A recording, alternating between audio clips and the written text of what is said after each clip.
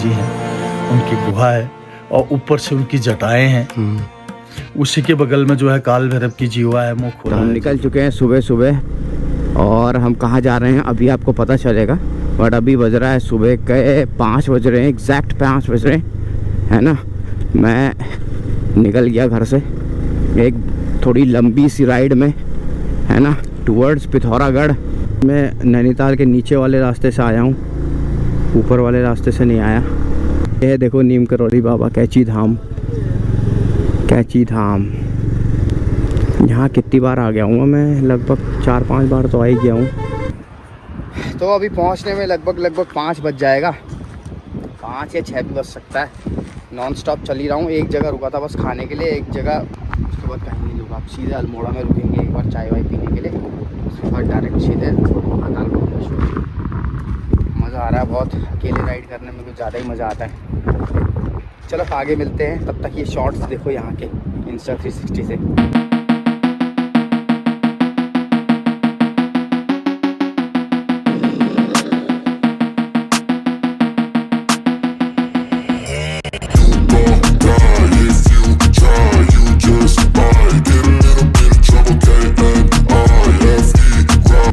यह है जागेश्वर महादेव।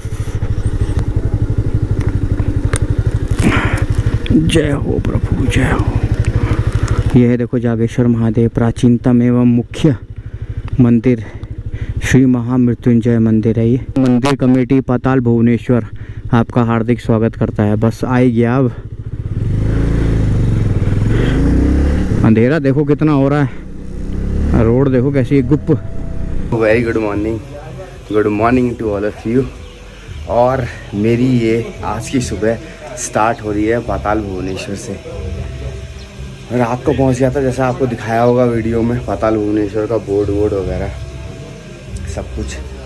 तो रात को मतलब मैं 7 बजे पहुंचा। कल की जर्नी कम से कम 600 किलोमीटर की, देहरादून से यहाँ तक 600 किलोमीटर। गूगल पे तो 472 समथिंग कुछ दिखाता है ना, बट क्या हुआ कि मैं थोड़ा सा ऑफ रूट चला गया। गूगल ने साला कच्चा वाला रास्ता में भेज दिया मुझे, तो मैं थोड़ा सा इधर उधर चला गया।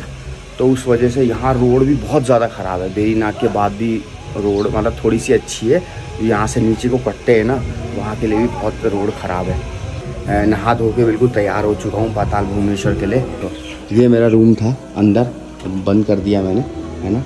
ये शिवम होटल देखो, फर्स्ट मॉन्ग समीर द्वार जो है ना, यहाँ से होती है एंट्री, देख रहा है। ये यहाँ का पूरा मार्केट।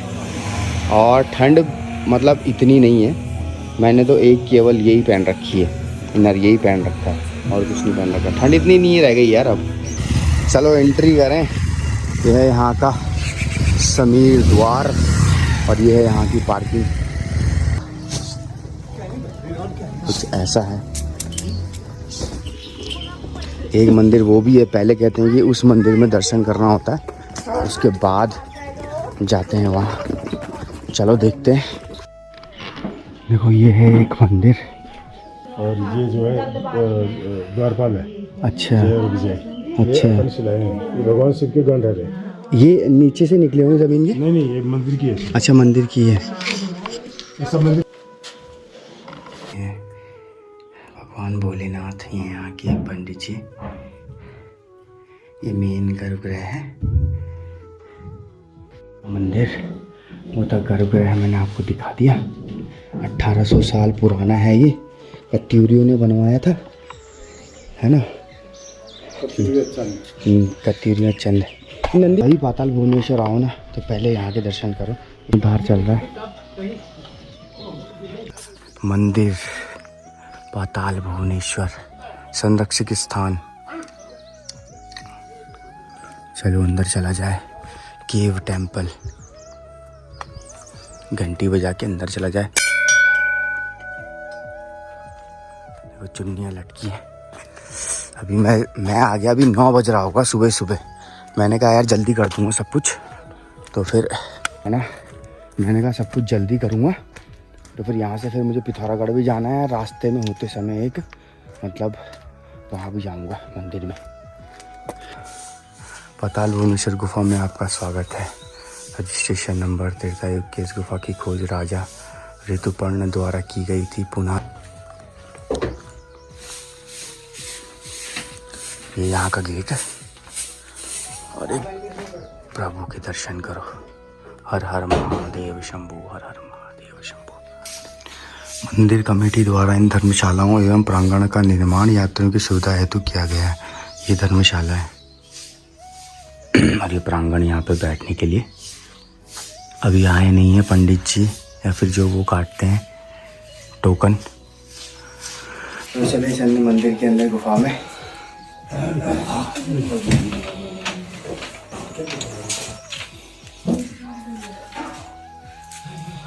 ये यहाँ के प्रमुख पंडित जी, और अब पंडित जी थोड़ा यहाँ के बारे में हमें बताएंगे। तो पंडित जी। जी, इंसान जो है पाताल लोक में जब प्रवेश कर लेता है तो वो अपने आप को ही भूल जाता है जी। तो अब इसके बारे में जो है स्कंद पुराण में उल्लेख है। हिमालय की आपने दिव्य श्रृंखलाएं देखी होंगी, उन श्रृंखलाओं के बीच में दारुका वन क्षेत्र है जहाँ पर भगवान शंकर जी की भूमिगत गुफा है और उसके अंदर 33 कोटि प्रकार के देवी देवता भगवान के साथ पाताल के अंदर निवास करते हैं। ये जो है पुराणों में इस जगह का जिक्र है। कलयुग में इसको आदिगुरु शंकराचार्य जी ने खोजा और द्वापर में जो है यहाँ पांडव आए, उन्होंने शंकर जी के साथ इस गुफा में चौपड़ खेला और उसके बाद कलयुग में आदिगुरु शंकराचार्य जी आए जो ताम्र शक्ति है पाताल भुवनेश्वर महाराज की, उसको उन्होंने ही क्लेम किया। यहाँ से जमीन के लेवल से 82 सीढ़ी नीचे उतरने के बाद फिर पाताल लोक पूरा लगता है अंदर। वहाँ पर सबसे पहले शेषनाग की दिव्य मूर्ति है जो सक्स फनों से दर्शन होते हैं। उसके बाद उसके अंदर जो है उनकी विष थैली है और राजा परीक्षित का हवन कुंड है, तक्षत और वासुकी नाग है। ये अंदर की कुछ डिटेल्स है अंदर की। और बगल में जो है उनके शेषनाग की रीढ़ की हड्डियां हैं। शेषनाग जी ने अपनी रीढ़ की हड्डियां भी मनुष्य को दी है ताकि ये जिनसे चल के हम गए थे। हाँ, जिनसे चल के आप गए थे अंदर, तो उसमें दर्शाया है कि ऐसे आपको आना है अंदर। और उन्हीं के बगल में जो है गणेश जी का कटा हुआ धड़ है। तो बताया गया कि भगवान का ऑपरेशन का स्थान रहा, क्योंकि जब माँ पार्वती ने स्नान करने गई थी तो भगवान शंकर जी ने सिर काट दिया था गणेश जी का। तो वो धड़ जो है आज के दिन में भी पाताल के अंदर प्रत्यक्ष है, जो आपने देखा होगा। ऊपर से शास्त्र दल कमल का फूल है, तो बताते हैं कि उस कमल के फूल से अमृत का छिड़काव किया गया उनकी कटी हुई धड़ पर, जब तक कि हाथी का सिर नहीं जुड़ा। तो वो कौन सा स्थान है? भगवान का ऑपरेशन का स्थान। ऑपरेशन का तो अपने आप में आप लगा लीजिए कि कितनी ऊंची जगह होगी। उसी के बगल में हमारे 4 धाम है, केदारनाथ है, बद्री पंचायत है, अमरनाथ जी हैं, उनकी गुहा है और ऊपर से उनकी जटाएं हैं। उसी के बगल में जो है काल भैरव की जीवा है, मुंह खोला है, जीव लटकाई है। बोलते हैं कि जो आदमी मुंह से पूंछ तक निकल जाएगा उसका दोबारा जो है जन्म नहीं होगा, मोक्ष हो जाएगा इसी पाताल से। तो उसी के बगल में भगवान शिव की झोली है, आसन है भगवान शिव का, माँ पाताल की देवी हैं। उससे आगे जाने के बाद पाताल के 4 द्वार हैं। पाप द्वार जो त्रेता में रावण की मृत्यु के तत्पश्चात बंद हुआ, धर्म द्वार जिसमें आप अंदर गए, और रण द्वार जो द्वापर में महाभारत की लड़ाई के बाद बंद हुआ, और आगे मोक्ष द्वार जहां आपने पाताल में प्रवेश किया। उस विशाल मंच के बीच में जो है कलयुग का प्रतीक है। पाताल भुवनेश्वर में कलयुग का सिंबल दिया है कि यहीं से पृथ्वी का अंत होगा। पूरी पृथ्वी दर्शाई है अंदर और उसके ऊपर 4 युग दिखाए हैं। बताया गया कि उन 4 युगों में एक कलयुग है, पीछे में उनके सतयुग है, ऊपर त्रेता है, नीचे द्वापर है। कलयुग जब समांतर वाली नोक से जो है ऊपर ब्रह्मांड को छू लेंगे तो उस दिन सृष्टि का अंत हो जाएगा।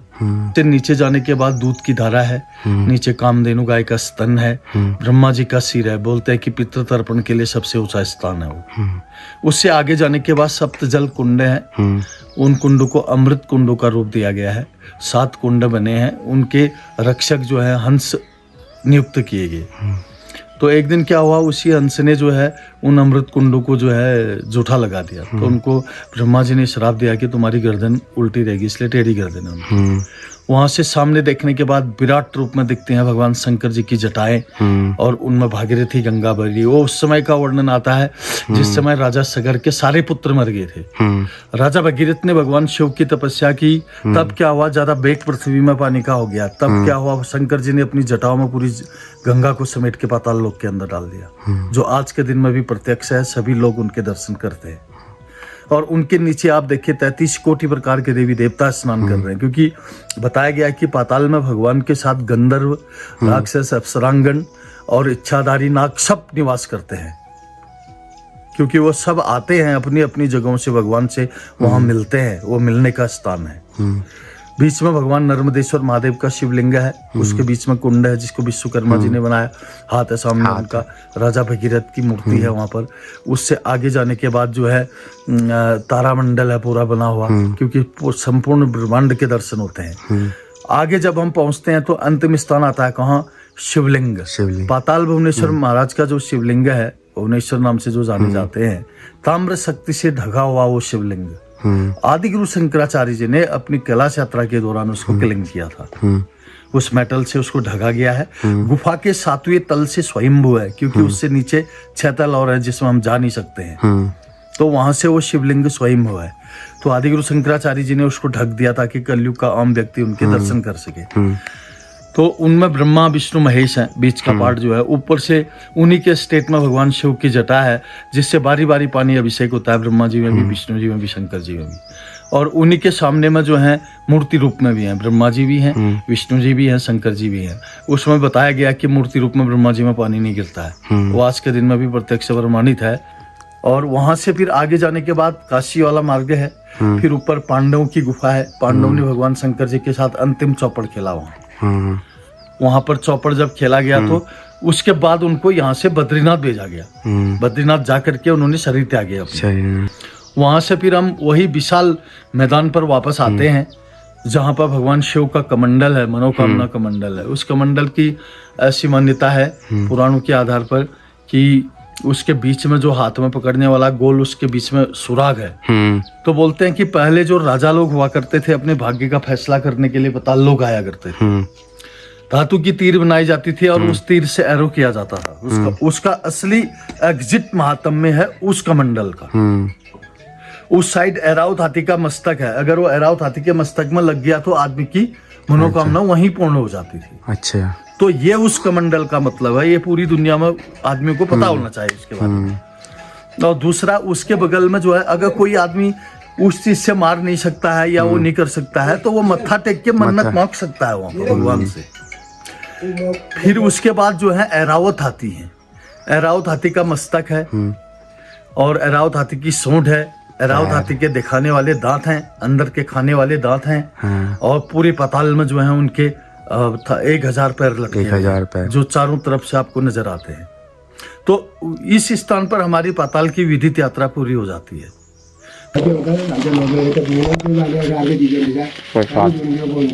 धन्यवाद। प्रसाद लेना भूल गया था। चलो जल्दी हो गए दर्शन। अंदर तो कैमरा नहीं ले गए, बट मैं फोटोज़ के थ्रू आपको सब बता दूंगा, ठीक है, कहाँ क्या है। भाई एक बार आना तो बनता है यहाँ पे। बहुत ही शानदार गुफा है, बहुत ही शानदार। मतलब अंदर आके आपको ऐसा लगेगा कि यार ये सब चीज़ें रियल हैं, सब रियलिस्टिक है। जैसे नीचे जाते हैं, सबसे पहले शेषनाग का फन है। फन के ऊपर वहाँ पे वो उनकी विष थैली है ना, वासुकी और वो दूसरे नाग जो थे, उन्होंने बताया, मुझे याद नहीं आ रहा क्या था, है ना, वो भी है। प्लस जब रास्ते से जाते हैं तो शेषनाग की रीढ़ की हड्डी दिखती है, और रीढ़ की हड्डी में बिल्कुल सेम जैसे रीढ़ की हड्डी होती है ना, वैसी लगता है। और स्ट्रक्चर जैसे सांप की खाल होती है ना, वैसा ही बना है सेम। मतलब ऐसा कोई नहीं बोल सकता ये सांप की हड्डी नहीं है, रीढ़ की हड्डी। फिर अंदर जाके भाई केदारनाथ, बद्रीनाथ, अमरनाथ, है ना, जहाँ पे गणेश भगवान जी का सर काटा था, धड़ है, ऊपर से अमृत आता है ना, वहाँ पे 33 कोटि देवी देवता, वहाँ पे अमृत कुंड। फिर अंदर जाके वहाँ पे बहुत सारी चीज़ें, है ना, तो आपको बता ही दिया होगा, फ़ोटो वोटो देख ली होगी आपने अभी तक। तो चलो चलें अब पिथौरागढ़ की तरफ को। और करें दूसरे जगह पे दर्शन।